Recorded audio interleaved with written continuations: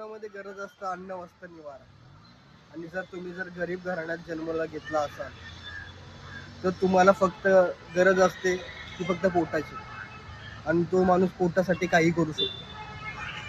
अशी खूप सारी लोक आहेत ज्यांनी आपल्या मुलांसाठी फ्युचर प्लॅनिंगसाठी खूप काही गोष्टी केलेल्या आहेत. पण त्या लोकांचं काय, ज्यांना आज काय खाल्लं आणि उद्या काय खाणार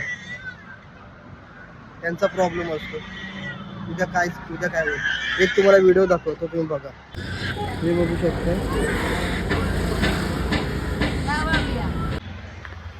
या लोकांचं काय, ही लोक कशी जगतात. त्यांना आहे थंडी वारा काय, तरी पण त्यांनी पोटासाठी कामं करतच असतात. फुगं विकतात. थोडं डिस्कशन झालं मला त्यांच्याबरोबर. ज्या ताई होत्या त्या आम्हाला बोलल्यात की जास्ती असं नाही, 200-300 रुपये आम्ही कमवतो, ते पण ते फुगे वगैरे विकून.